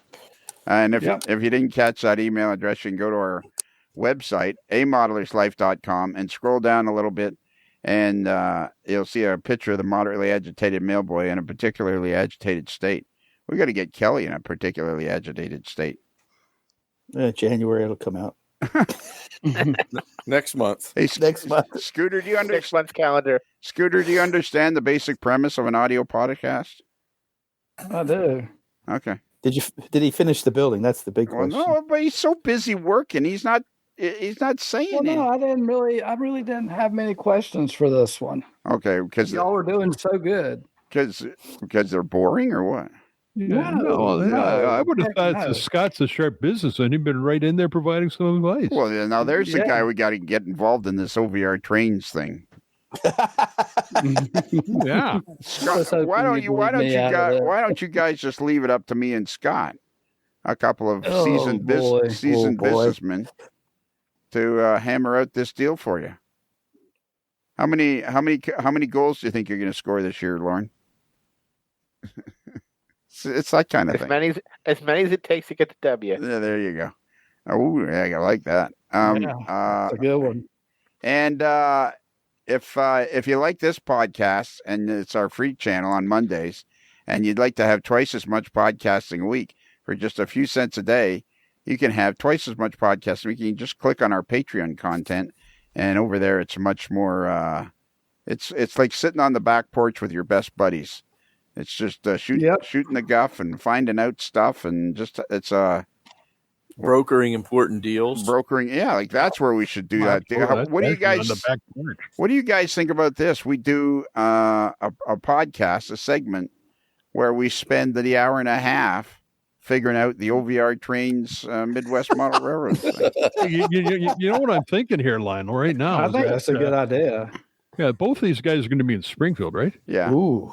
Oh, Yeah. All right, we get them at the hotel, get them in a room, throw them some pizza, lock the door until they come up with an agreement. Yeah, but then it's not recorded. See, I was thinking we'd do it right here on the We bug the room. in there. Yeah, bug but the room, then it'll just sound like when Scott's on the other side of the room. Oh my gosh! Help me out. I can hear Scott just fine. Okay. Wait till he goes to the other side of the room, then you won't. Yeah, wait till he drops something on the floor. Or he puts the microphone beside his ear. Behind When he's done with my building, I'll jump on this bandwagon. Well, it's all about you. Yeah. Yes. Well, Stephen, I got a question for you. What's that? Have you ever wanted a T-shirt with a hot dog on it? Not a hot dog. I'm more of a fan of the orange couch. Okay, but have you ever wanted a T-shirt with a hot dog on it? I've wanted a T-shirt with a hot dog on it. Yeah. That a boy. Well, if you go to Midwest Model Railroad and their URL is midwestmodelrr.com, which is something I say on every free show. Yes. Yep. If you go to that website and you go to the navigation bar and scroll across the navigation bar to other.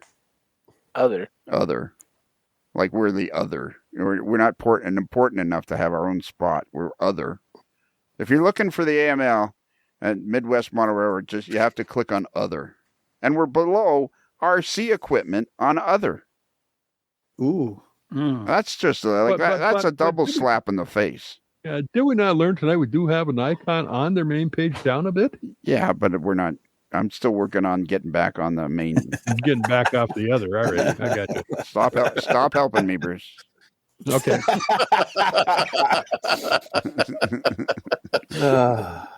Just put the tool down and go in and see what Mom wants. All right. So if you go over there and click on other, and then that drop down menu, there's RC cars. We're below RC cars, so it's not done in alphabetical order or nothing. Yeah.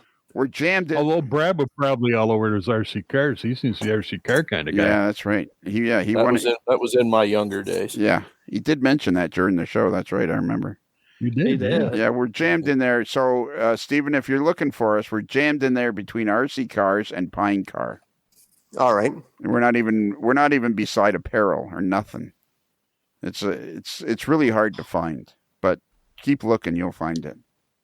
It's way past. It's like way down the other end. We're another other. We're an afterthought. Other? Why don't you call that afterthoughts? Yeah. We're an afterthought. Yeah. That's funny. That made my own self laugh. Yeah, there you go.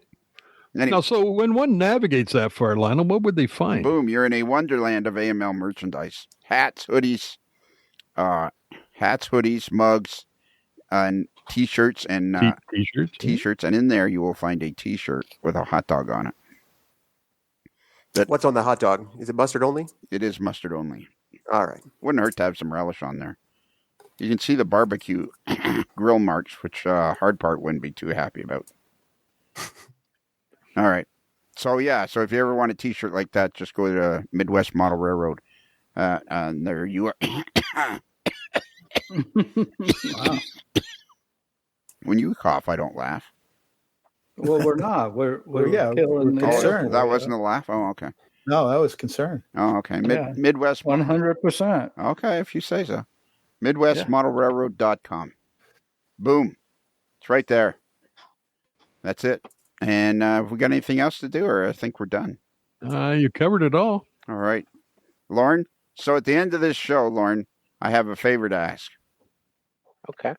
At the appropriate moment, you have to say happy rails to you.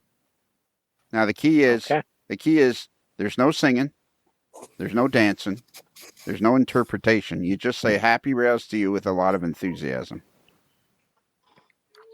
I gotcha. Okay. Well, Lorne and Stephen, as we close the barn doors on another episode of A Modeler's Life, and the sun slowly sets in the back 40. I guess there's nothing else left to do except for you to say, Happy rails to you.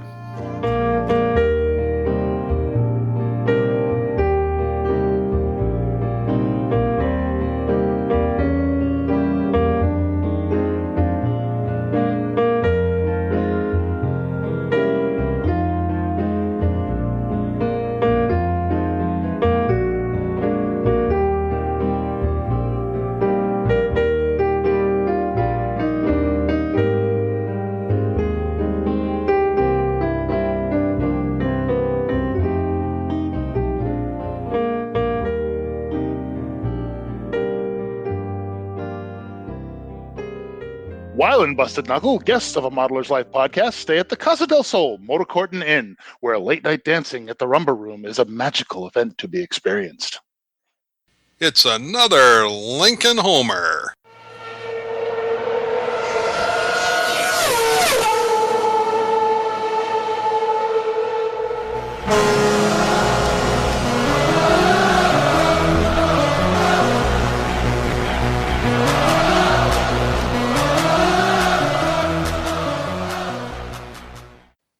Well, it actually kind of brought a tear to my eye. It did. It was quite stirring. It was emotional, yes. It was emotional, yeah. Wow.